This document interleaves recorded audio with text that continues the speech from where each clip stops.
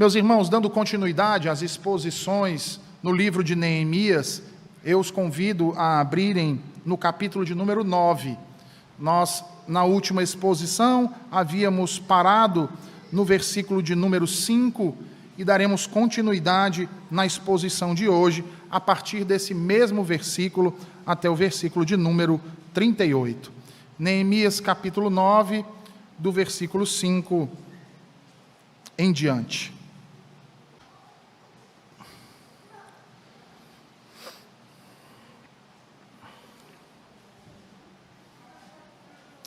Versículo de número 5. Os levitas Jesua, Cadmiel, Bani, Asabinéias, Serebias, Odias, Sebanias e Petaías disseram: levantai-vos, bendizei ao Senhor vosso Deus, de eternidade em eternidade. Então se disse: bendito seja o nome da tua glória, que ultrapassa todo bendizer e louvor. Só tu és Senhor.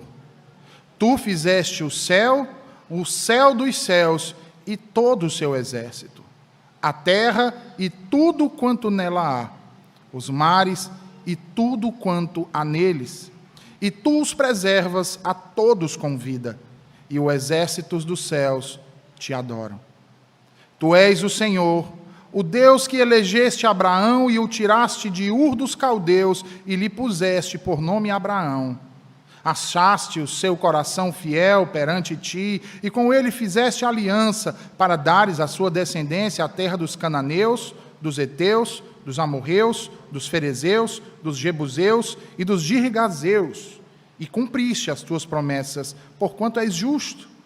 Viste a aflição de nossos pais no Egito, e lhes ouviste o clamor junto ao mar vermelho. Fizeste sinais e milagres contra Faraó e seus servos e contra todo o povo da sua terra, porque soubeste que os trataram com soberba, e assim adquiriste renome, como hoje se vê. Dividiste o mar perante eles, de maneira que o atravessaram em seco. Lançaste os seus perseguidores nas profundezas, como uma pedra nas águas impetuosas. Guiaste-os de dia por uma coluna de nuvem e de noite por uma coluna de fogo, para lhes alumiar o caminho por onde haviam de ir. Desceste sobre o monte Sinai, do céu falaste com eles e lhes deste juízos retos, leis verdadeiras, estatutos e mandamentos bons. O teu santo sábado lhes fizeste conhecer. Preceitos, estatutos e lei, por intermédio de Moisés, teu servo, lhe mandaste. Pão dos céus lhe deste na tua fome, e água da rocha lhes fizeste brotar na sua sede. E lhes disseste que não entrassem para possuírem a terra que, com mão levantada, lhes juraste dar. Porém eles, nossos pais, se houveram soberbamente e endureceram a sua cerviz, e não deram ouvidos aos teus mandamentos.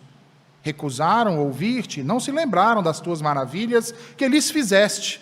Endureceram a sua cerviz e na sua rebelião levantaram um chefe, com o propósito de voltarem para a sua servidão no Egito. Porém tu, ó Deus perdoador, clemente e misericordioso, tardio em irar-te e grande em bondade, tu não os desamparaste. Ainda mesmo quando fizeram para si um bezerro de fundição e disseram: este é o teu Deus que te tirou do Egito, e cometeram grandes blasfêmias. Todavia tu, pela multidão das tuas misericórdias, não os deixaste no deserto. A coluna de nuvem nunca se apartou deles de dia para os guiar pelo caminho, nem a coluna de fogo de noite para lhes alumiar o caminho por onde haviam de ir. E lhes concedeste o teu bom espírito para os ensinar. Não lhes negaste para a boca o teu maná, e água lhe destes na sua sede. Desse modo os sustentaste 40 anos no deserto, e nada lhes faltou. As suas vestes não envelheceram, e os seus pés não se incharam. Também lhe destes reinos e povos, que lhe repartiste em porções. Assim possuíram a terra de Seom, a saber, a terra do rei de Esbom, e a terra de Og, rei de Bazã. Multiplicaste os seus filhos como as estrelas do céu e trouxeste-os à terra de que tinha dito a seus pais que nela entrariam para possuírem.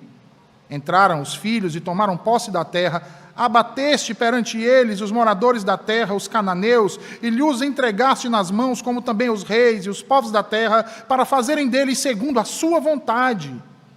Tomaram cidades fortificadas e terra fértil, e possuíram casas cheias de toda sorte de coisas boas, cisternas cavadas, vinhas e olivais, e árvores frutíferas em abundância. Comeram e se fartaram e engordaram, e viveram em delícias pela tua grande bondade. Ainda assim foram desobedientes e se revoltaram contra ti. Viraram as costas à tua lei e mataram os teus profetas que protestavam contra eles para os fazerem voltar a ti, e cometeram grandes blasfêmias, pelo que os entregaste nas mãos dos seus opressores, que os angustiaram. Mas no tempo de sua angústia, clamando eles a ti, dos céus tu os ouviste, e segundo a tua grande misericórdia, lhe destes libertadores que os salvaram das mãos dos que os oprimiam. Porém, quando se viam em descanso, tornavam a fazer o mal diante de ti. E tu os desamparavas nas mãos dos seus inimigos, para que dominassem sobre eles. Mas convertendo-se eles e clamando a ti, tu os ouviste dos céus, e segundo a tua misericórdia os livrastes muitas vezes. Testemunhastes contra eles, para que voltassem à tua lei, porém eles se houveram soberbamente, e não deram ouvidos aos teus mandamentos, mas pecaram contra os teus juízos, pelo cumprimento dos quais o homem viverá. Obstinadamente deram de ombros, endureceram a cerviz e não quiseram ouvir. No entanto, os aturaste por muitos anos e testemunhaste contra eles pelo teu Espírito, por intermédio dos teus profetas, porém eles não deram ouvidos, pelo que os entregastes nas mãos dos povos de outras terras, mas pela tua grande misericórdia não acabaste com eles, nem os desamparastes, porque tu és Deus clemente e misericordioso.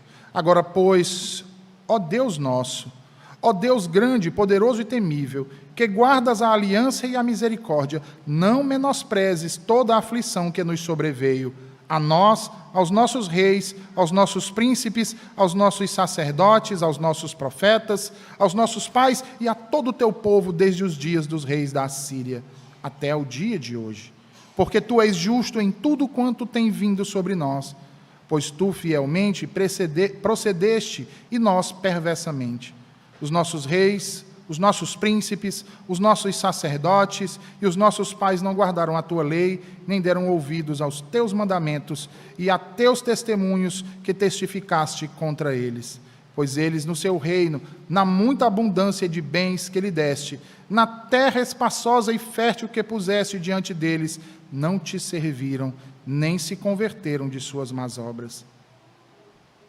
Eis que hoje somos servos, e até na terra que deste a nossos pais, para comerem o seu fruto e o seu bem, eis que somos servos nela. Seus abundantes produtos são para os reis que puseste sobre nós por causa de nossos pecados, e segundo a sua vontade, dominam sobre o nosso corpo e sobre o nosso gado. Estamos em grande angústia. Por causa de tudo isso, estabelecemos aliança fiel e o escrevemos. E selaram-na os nossos príncipes, os nossos levitas e os nossos sacerdotes. Amém e amém. Meus irmãos, em nossa última exposição, nós vimos que nos versículos iniciais, de 1 a 4, Neemias relata a reação do povo mediante a leitura e a proclamação da palavra de Deus. Ele narra como os israelitas manifestaram ali o seu arrependimento, e ao manifestarem o seu arrependimento, se humilharam devido às suas transgressões, envergonharam-se do que haviam cometido, por terem quebrado a aliança com o Senhor, e assim resolveram dedicar um dia de jejum, um dia de lamento. E neste dia de lamento, diz Neemias, que eles se apresentaram vestidos de panos de saco e também cobertos de terra. Agora, nos versículos subsequentes, o nosso autor passa então a relatar o que aconteceu no decorrer desse dia de solene jejum, em que o povo continuou a buscar a face de Deus. E diante do exposto, perguntamos então de como isso se deu, ou seja, como isso aconteceu. O povo pôs-se a buscar a Deus através da adoração, através do louvor e através da oração, como nós pudemos ver a partir do versículo 5. Veja, no versículo 5, Neemias diz que os levitas se levantaram e bendisseram o nome do Senhor. E disseram, de eternidade em eternidade, vosso Deus. Perceba que os levitas utilizaram a expressão de eternidade em eternidade, porque eles tinham um objetivo aqui, diante de todo o povo que estava ali na frente deles. Os levitas utilizaram essa expressão como uma referência à fidelidade de Deus. A fidelidade de Deus no cumprimento das suas promessas, da promessa que foi firmada, promessa essa de aliança graciosa estabelecida com Abraão e com toda a sua descendência. Observe que isso está diametralmente ligado à razão pela qual, então, eles estavam jejuando naquele dia, pois quebraram o pacto de Deus, quebraram essa aliança, e por isso foram punidos, e por isso, agora reconhecendo os seus pecados, conseguiam enxergar a situação em que viviam, e as razões do porquê estarem vivendo naquelas condições. Eles, como quebradores do pacto, agora arrependidos, então, deveriam bendizer, ou seja, deveriam proferir palavras de excelência, palavras de louvor ao Senhor, pois, apesar de seus pecados e de suas transgressões, Deus continuou sendo o Deus da aliança, o Senhor continuou sendo o Deus do pacto, o Deus daquele povo esse que ele tirou da escravidão do Egito e conduziu para a terra que manava leite e mel. Mas é interessante nós notarmos também, meus irmãos, aqui, essa declaração gloriosa acerca do ser de Deus, ou da eternidade de Deus, de sua infinitude. Ora, em nenhuma parte das Escrituras é mencionado um começo ou um fim para a existência de Deus. Embora ele seja frequentemente retratado de maneira vívida, como entrando no tempo e agindo no tempo, nós não podemos jamais nos esquecer que ele o transcende. Como declarou Isaías, ele o transcende porque ele é o primeiro e o último. É o alfa e o ômega. É o princípio e o fim.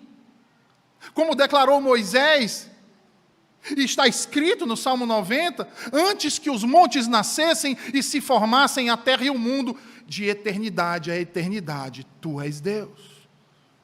Como declarou Jó, o número de seus anos é insondável. Pedro disse que 1000 anos aos seus olhos são como o dia de ontem que se foi. Paulo afirma em sua carta aos Romanos que ele, o Senhor, é Deus eterno que habita na eternidade e vive para sempre. Ele é imortal. Ele é o que era e que há de vir. Veja, nós, criaturas ligadas ao tempo, experimentamos a eternidade de Deus de uma maneira sublime. Que Ele é quem Ele é a todo momento no tempo. Mas o que isso significa? Isso significa dizer, meus irmãos, que o Deus Criador é o mesmo Deus a quem nós oramos hoje. Que enquanto o tempo passou da criação aos nossos dias, Ele permanece o mesmo, sem nenhuma sombra de variação ou mudança. Percebam que é essa realidade que faz com que os levitas, então, prossigam no seu louvor, prossigam a exaltar o seu santo nome, prossigam a bendizer o Deus Altíssimo. Veja aí o que é dito no versículo de número 6. Eles dizem: só Tu és o Senhor, Tu fizeste o céu dos céus, e todo o seu exército, a terra e tudo quanto nela há, os mares e tudo quanto há neles, e Tu os preservas a todos com vida, e o exército dos céus Te adora. Versículo 7, Tu és o Senhor, o Deus que elegeste Abrão, e o tiraste de Ur dos caldeus, e lhe puseste por nome Abraão. Achaste o seu coração fiel perante Ti, e com ele fizeste aliança, para dares à sua descendência a terra dos cananeus, dos heteus, dos amorreus, dos ferezeus, dos jebuseus e dos girgazeus, e cumpriste as Tuas promessas, porquanto és justo. Notem que os levitas estão aqui, nestes versos, a reconhecer que Yahvé, o Criador dos céus e da terra, elegeu a Abraão e estabeleceu com ele a sua aliança, na qual prometeu-lhe dar a terra de Canaã à sua semente, cumprindo cabalmente a sua palavra.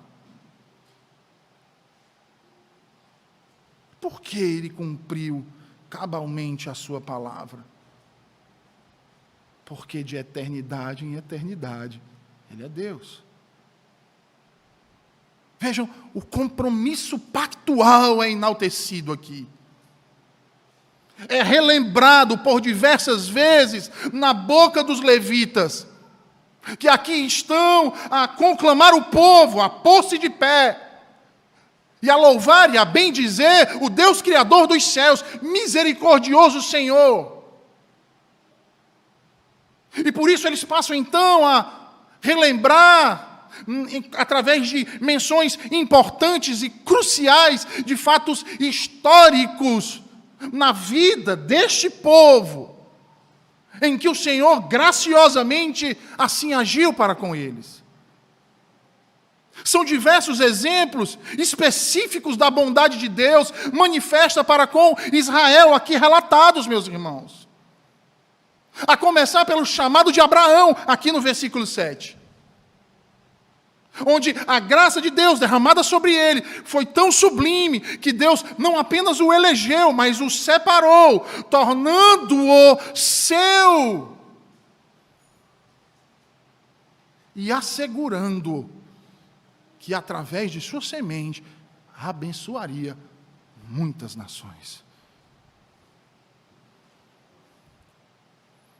Isso me lembra as palavras do Senhor a Isaías, lá no capítulo 51, versículo 2. Quando ordena olhar para Abraão, ele diz: olhai para Abraão, vosso pai, e veja a livre graça glorificada nele. O que dizer então do pacto que Deus fez com ele, em dar a terra de Canaã a ele e a sua descendência? Claramente uma figura por vir. Claramente um tipo que apontava para a realidade magnífica do novo céu e da nova terra inaugurado na pessoa de Jesus Cristo.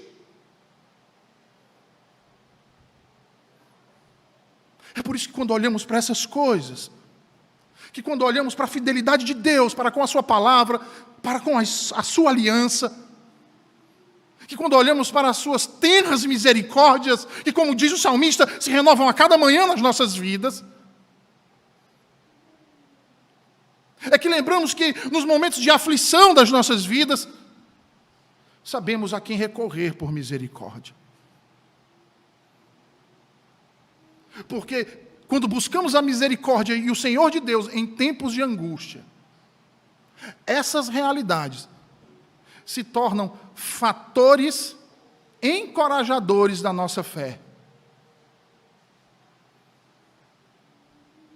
Proposições importantes para a manutenção de nossas esperanças. É no olhar para trás e ver o rastro gracioso e maravilhoso e glorioso que o Senhor deixou, que podemos almejar um futuro amplamente superior ao que Ele fez até aqui. E assim sermos confortados diante das mais terríveis dificuldades que experimentamos. É por isso, então, que eles vão continuar a suscitar eventos marcantes na história do povo de Israel. E aí, meus irmãos, eu não vou ler o texto todo, porque senão nós não vamos terminar esse sermão hoje. Os irmãos viram que o texto é bem longo. Eu vou citar as principais partes. Vejam, os levitas então passam a suscitar, a trazer à memória do povo que está ali os ouvindo detalhes importantes de sua história e que foram marcados com duas coisas, percebam. A primeira delas, a rebeldia e a pecaminosidade deles. E a graça e a misericórdia do Deus do pacto. Por isso, eles então dizem: viste a aflição de nossos pais no Egito, ouviste o clamor junto ao Mar Vermelho.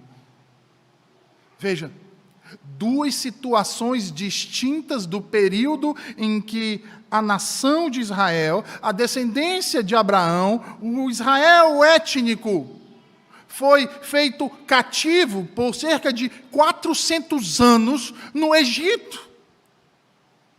E a Bíblia nos relata que o povo chorava.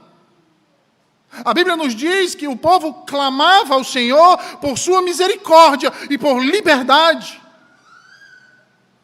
Da mesma forma que, ao saírem do Egito, chegando às margens do Mar Vermelho, de um lado, uma imensidão de água, do outro, montanhas e precipícios, e atrás, Faraó com seu exército para trucidá-los. Mas em todas as duas ocasiões desesperadoras, a boa mão do Senhor foi com eles.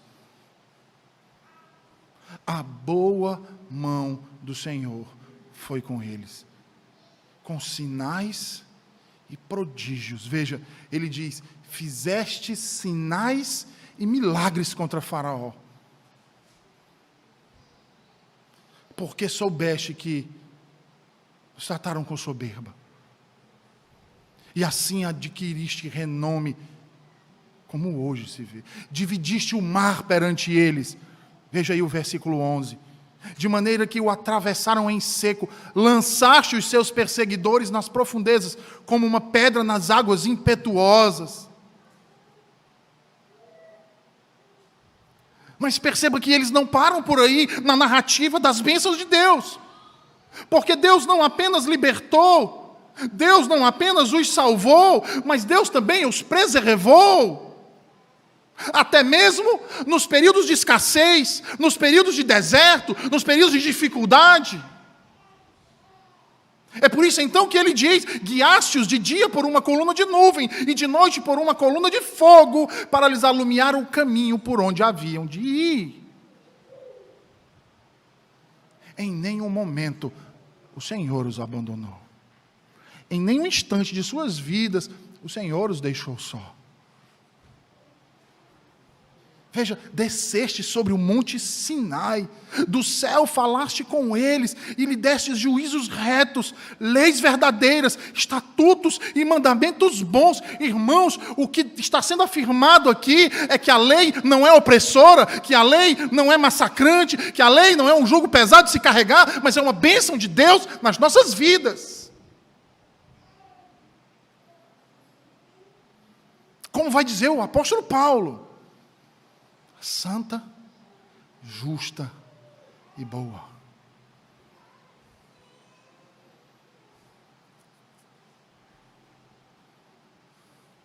Veja, desceste sobre o monte Sinai, do céu falaste com eles.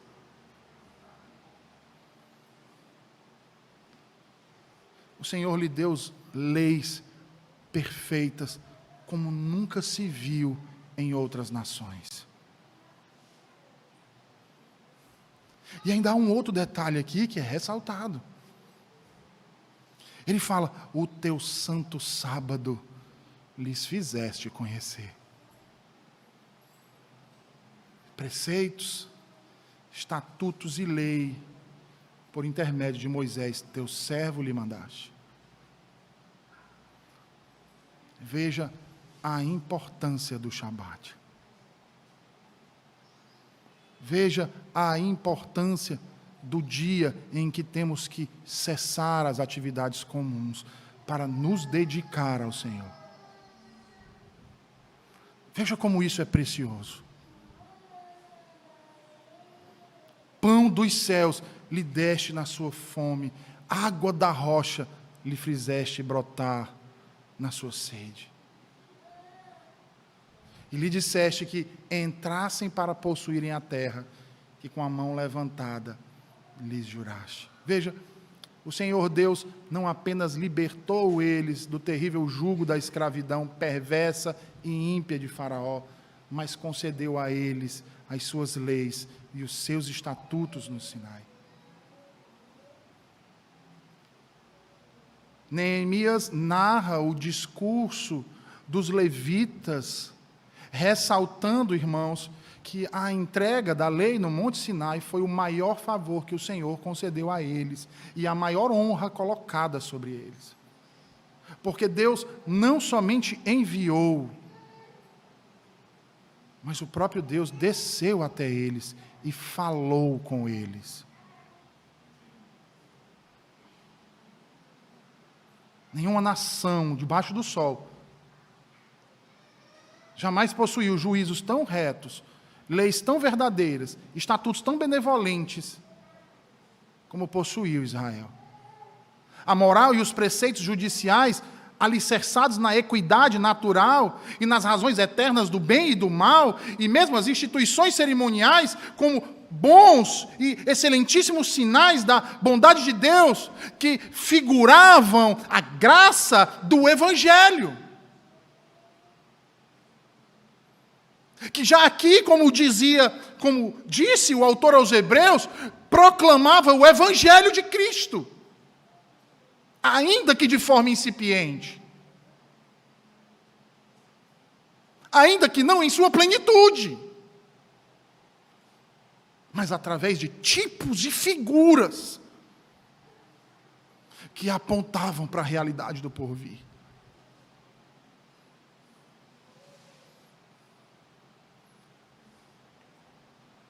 A bondade e a graça de Deus não param por aqui, meus irmãos. Os levitas ainda reiteram, além do sábado e da lei, que Deus também lhes concedeu o seu Espírito para lhes ensinar.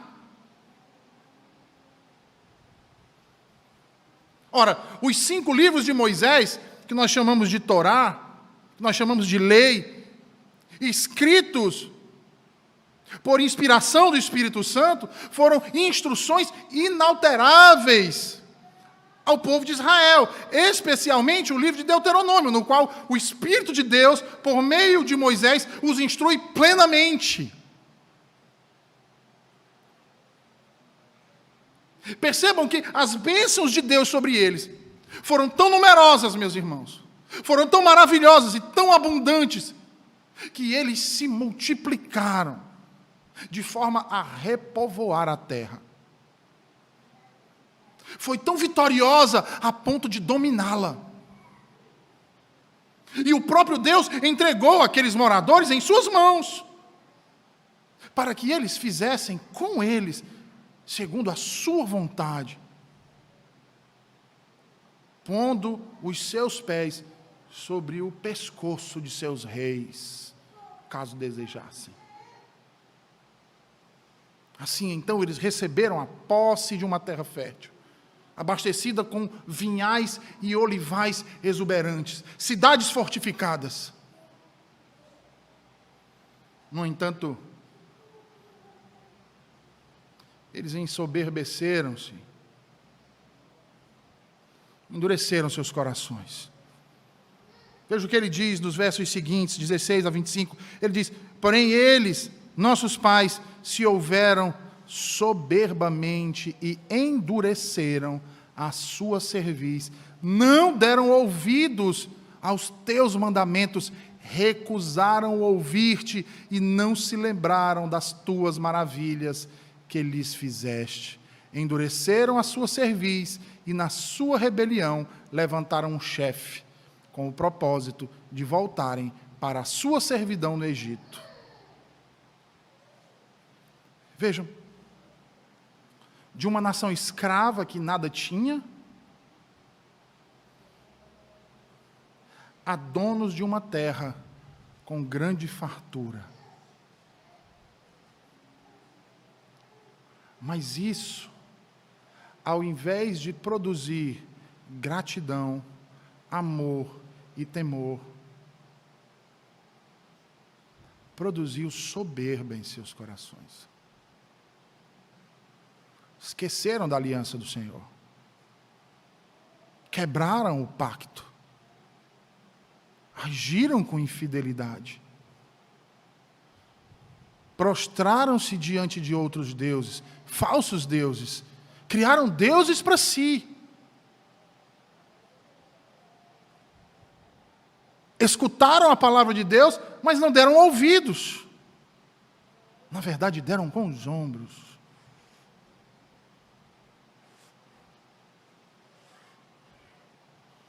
No entanto, diz Neemias, veja, mais uma vez o caráter gracioso de Deus é ressaltado aqui.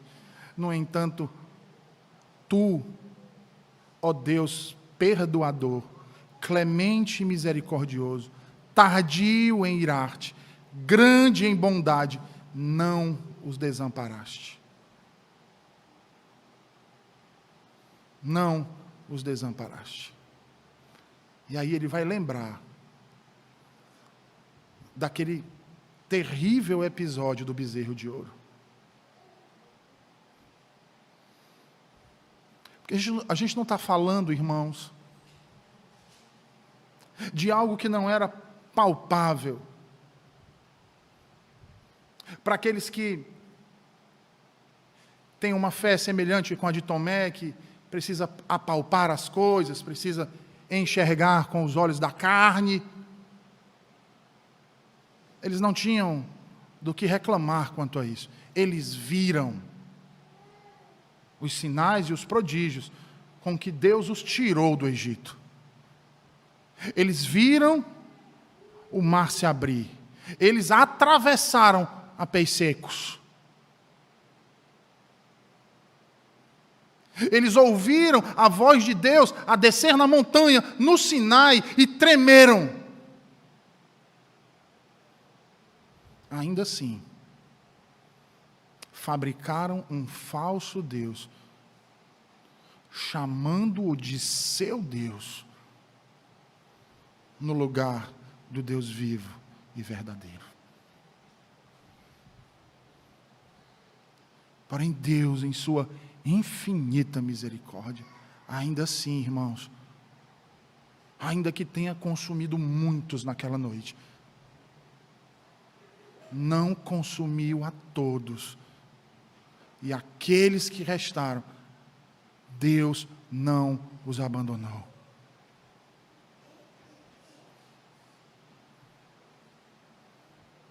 Como ele diz no versículo 19, todavia, tu pela multidão das tuas misericórdias, não os deixaste no deserto. A coluna nunca se apartou deles. Eles continuaram a ser guiados pelo próprio Deus. E não somente isso, veja aí o versículo 20. concedeste o teu bom espírito para os ensinar. Não lhes negaste para a boca o teu maná, e água lhe destes na sua sede.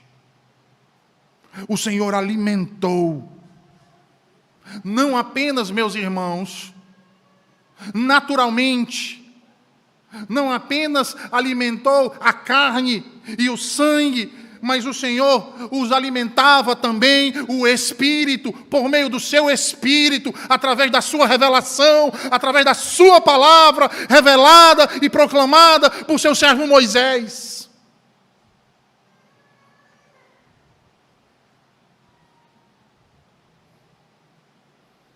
Ao passo que esses se estabeleceram em Canaã, e ao se estabelecerem naquela terra frondosa e cheia de riquezas, que manava leite e mel, venderam-se por seus pecados nas mãos dos inimigos. E novamente então, tiveram que erguer grande clamor ao Senhor, que novamente intervém com misericórdia, suscitando juízes.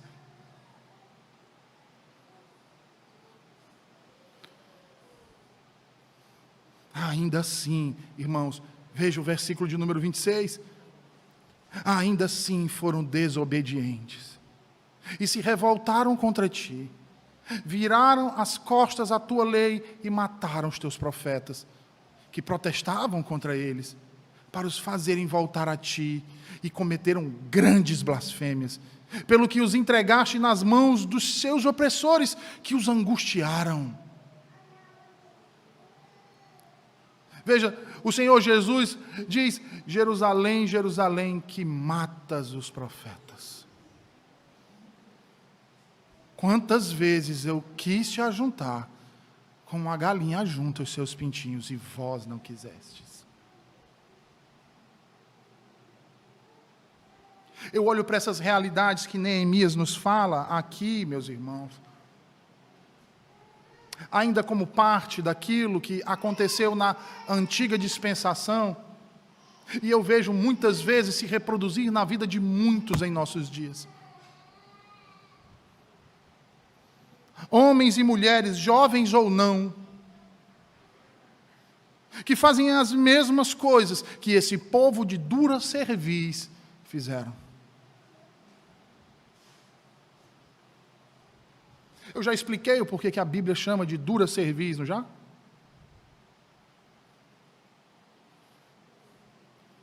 Porque qual foi o ídolo que eles construíram no Sinai? Um bezerro de ouro. Você já viu algum bezerro andar com a cabeça e o pescoço erguido?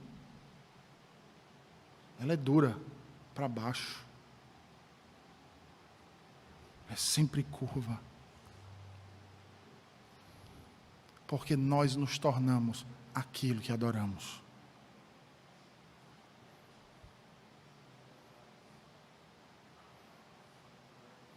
E fazemos assim como estes homens e mulheres de dura cerviz fizeram. Ouvimos o Senhor falar aos nossos corações, mas não guardamos a sua palavra. Não atentamos para as suas verdades. Alguns de nós têm o hábito de ler as Escrituras, mas não têm o hábito de aplicá-las no seu dia a dia. Hoje de manhã, inclusive, falei sobre isso. Do juízo que nossa nação vive por culpa de nossas escolhas, que não são pautadas, os nossos critérios, que não são estabelecidos segundo a palavra de Deus, mas segundo os desejos de nossos corações. Quantos não dão com os ombros? Quantos não chamam o ensino das Escrituras de moralista? Ou de coisas antiquadas que não se aplicam mais hoje? Ou de fundamentalistas?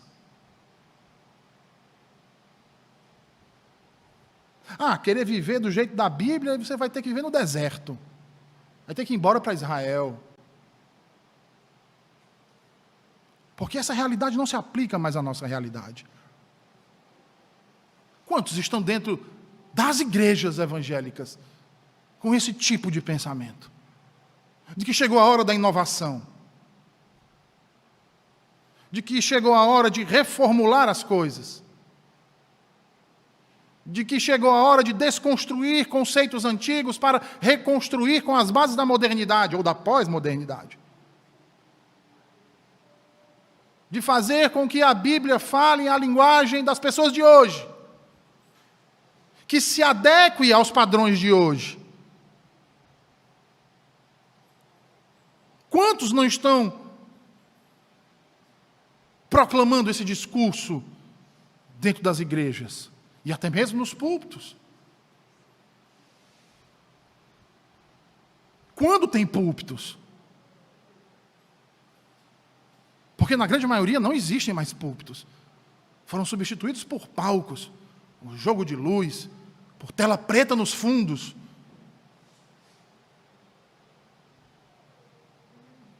O púlpito foi deixado de lado.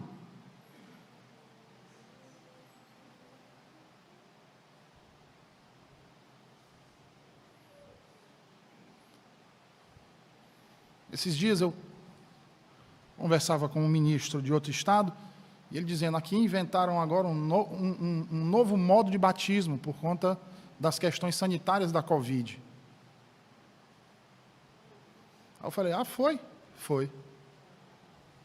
Espera aí, deixa eu adivinhar. Não, você não vai acertar. Aí eu falei, não, deixa eu tentar adivinhar, já sei. Estão batizando agora com lenço umedecido, é isso? É.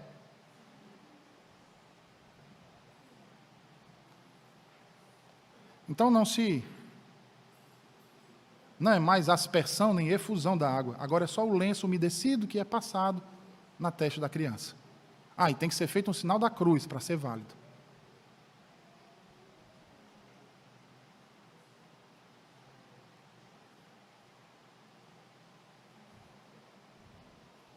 Até quando, irmãos?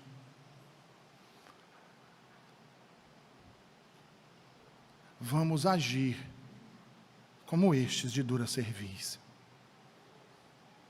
Até quando vamos viver sem nos importar em condicionar as nossas vidas com base no Evangelho e no exemplo de Jesus Cristo? Até quando? Até quando vamos dizer que amamos a Jesus, mas não fazemos questão nenhuma de ouvir a sua voz? Até quando? Até quando vamos dizer que Jesus mora nos nossos corações, mas nós não queremos habitar nos seus átrios? A não ser que Jesus decore os seus átrios ao nosso gosto. Até quando? Mas como diz, como registra Neemias, pela boca dos levitas que naquele dia louvaram ao Senhor e oraram a Ele. Bendito é o Senhor por sua tão grande misericórdia. Porque apesar de nossos pecados, apesar de nossas constantes transgressões, apesar de nossa negligência, quando com o coração contrito e arrependidos, clamamos por Ele, Ele vem ao nosso auxílio, Ele vem nos socorrer, Ele vem nos restaurar, Ele vem nos erguer novamente, Ele vem nos pôr de pé, Ele vem nos fortalecer.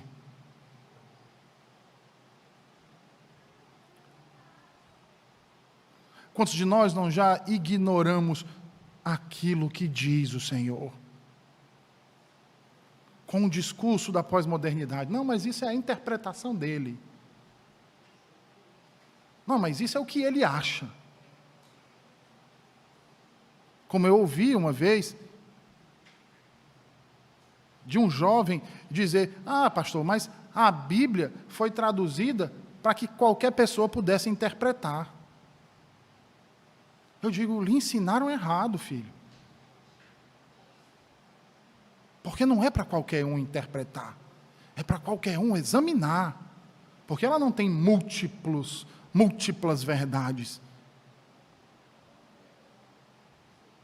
Ela tem uma verdade. E essa verdade tem sido proclamada ao longo da história. Não é agora, da semana passada para cá. Ninguém descobriu a pólvora. Até porque ninguém descobriu o Evangelho. Foi o próprio Deus quem quis revelar aos homens. Mas tem uma turma que fica caçando descobrir a roda na Bíblia. Descobrir de enxergar algo que ninguém enxergou. Ou de desfazer aquilo que, ao longo de toda a história, homens piedosos afirmaram ser verdade, em uniformidade, as verdades ensinadas por Cristo e proclamadas por seus discípulos, os apóstolos.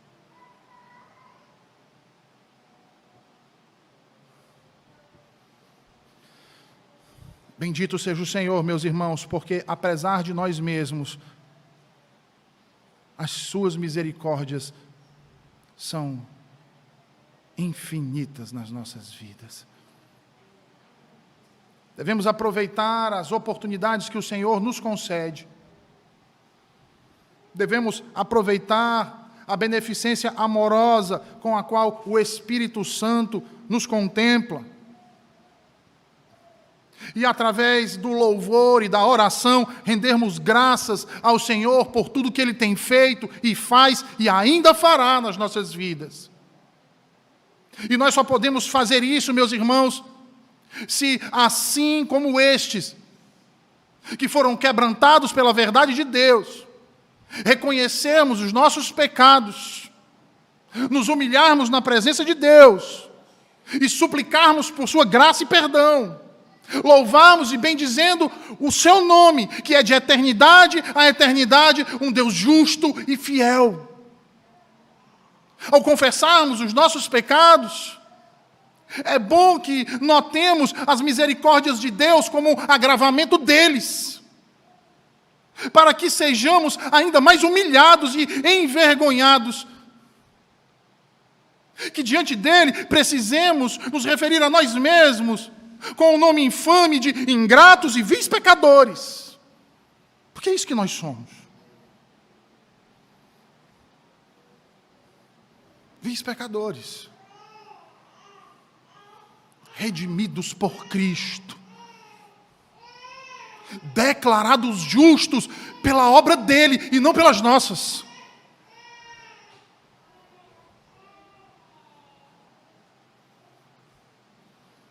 É por isso então que eles clamam ao Senhor. No versículo 32, veja, ele diz: agora pois, ó Deus nosso, ó Deus grande, poderoso e temível, que guardas a aliança e a misericórdia, não menosprezes toda a aflição que nos sobreveio. A nós, aos nossos reis, aos nossos príncipes, aos nossos sacerdotes, aos nossos profetas. Lembram que nos capítulos anteriores, a palavra que foi lida pelo sacerdote Esdras foi proclamada de tal forma, com tamanha autoridade, que os próprios magistrados e líderes das cidades, depois da proclamação, foram mandar buscá-lo para aprenderem mais de Deus. Esse povo humilhado naquela cidade em ruínas e agora reconstruída em tempo recorde, numa ação graciosa de Deus, agora pode provar do sabor da graça e de um verdadeiro avivamento mediante a proclamação da verdade. E é por isso então que se humilham em jejum. É por isso então que mostram a sua alma o lamento por seus pecados e o pecado de seus pais, que os colocou naquela condição justa.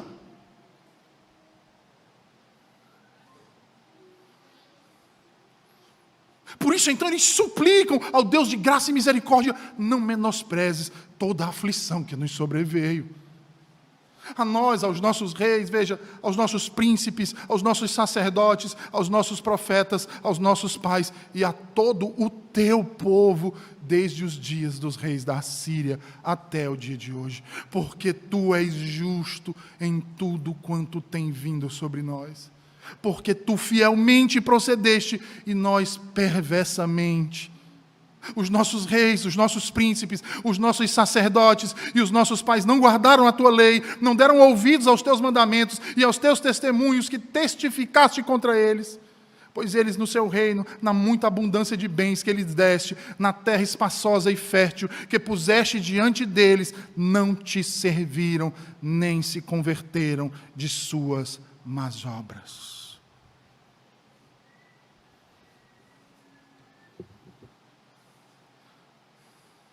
Cuidado, você que tem provado das bênçãos, mas tem esquecido do Senhor.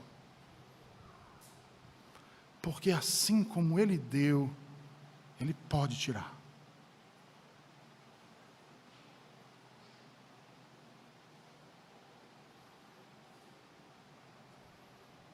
Como diz o autor aos Hebreus,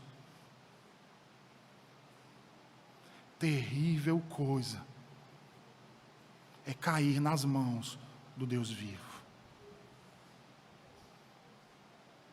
É só olhar para o clamor destes homens, destes miseráveis, diante do opróbrio que suportaram,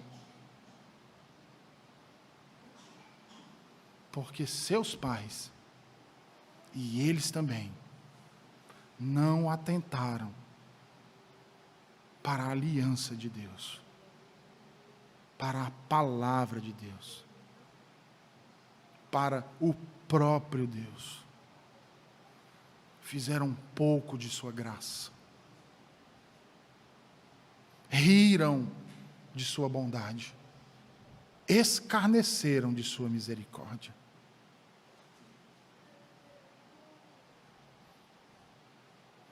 E assim então aqui, por meio de uma confissão penitente de pecado, de seus próprios pecados, dos pecados de seus pais, eles suplicam a Deus pelo seu perdão e pela renovação de sua aliança.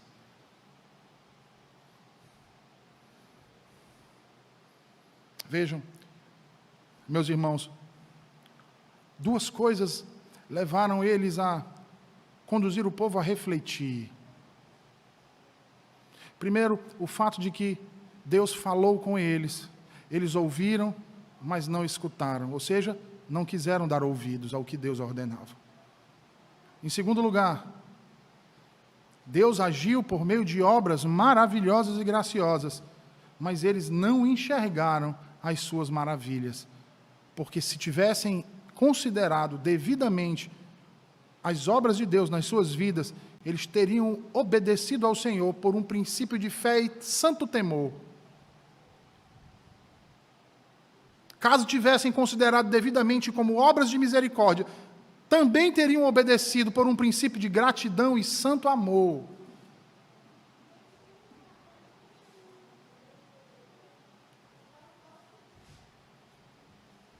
Mas quando não reconhecem que as boas obras que Deus trabalha em nossas vidas são fruto de sua benignidade e graça,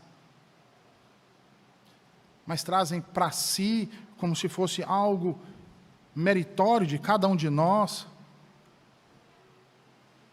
é isso que acontece, irmãos.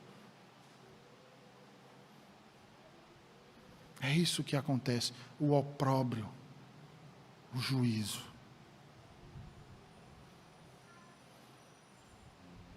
No entanto, o Senhor hoje nos chama, assim como chamou a estes por meio da sua palavra, nos chama a nos arrependermos.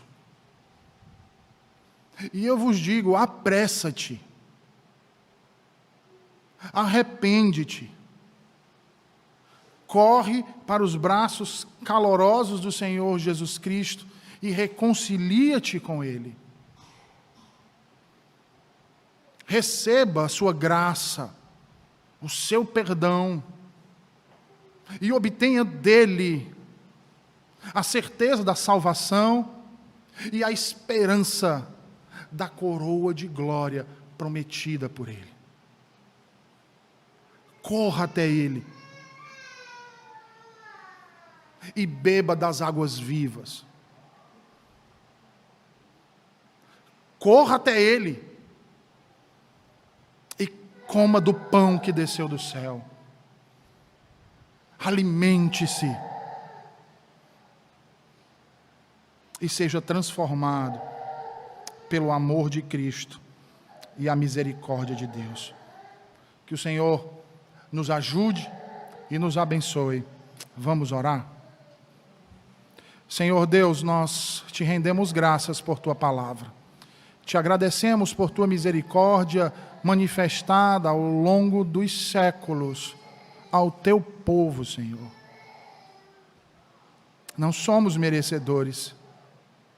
Somos pecadores, Senhor, indignos dos teus favores, mas ainda assim, por meio da tua graça e misericórdia, através do teu unigênito, nosso Salvador Jesus Cristo,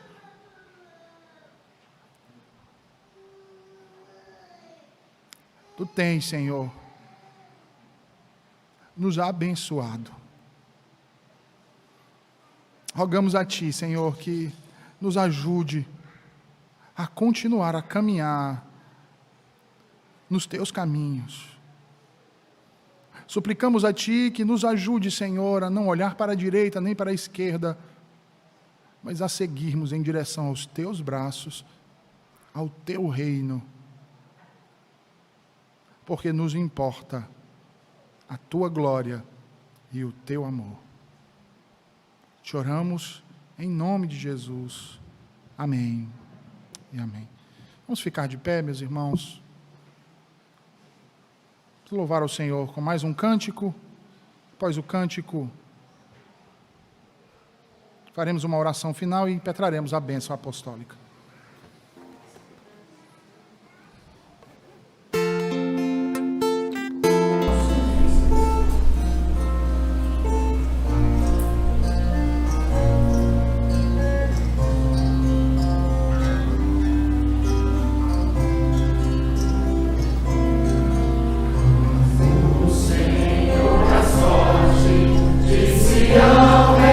Restaurou, ficamos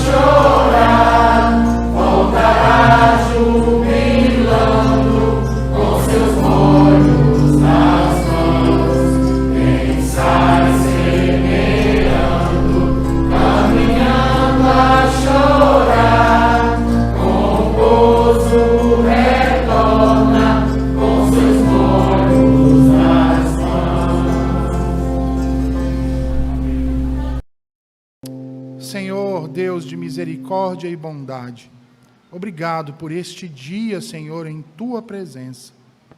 Obrigado pelas Tuas tenras misericórdias que se renovaram nas nossas vidas mais uma vez. Obrigado pela Tua verdade, pela Tua palavra, Senhor, pela iluminação, ó Santo Espírito de Deus. Ajuda-nos, Senhor, a vencer a velha natureza que ainda habita em nós. Ah, Senhor nosso Jesus Cristo, abençoa-nos e nos ajuda a vencer o mal, a testemunhar do Teu amor, a manifestar o fruto do Teu Espírito que habita em nós. Que façamos isso para o louvor do Teu nome, Senhor, e para a Tua glória. Não para nos gloriarmos, mas para nos alegrarmos com a Tua benignidade em nós. Por sentirmos o Teu doce amor, a Tua graça e a Tua verdade. Despede-nos em paz para os nossos lares, Senhor, e nos dá uma semana de alegria em Tua presença. Nos livra do mal e nos abençoa, em nome de Jesus. Amém. Amém. Que a graça e a paz de nosso Senhor e Salvador Jesus Cristo, que o amor de Deus, nosso Pai, que a comunhão do Espírito Santo de Deus repouse sobre todo o povo de Deus, hoje e para todo o sempre.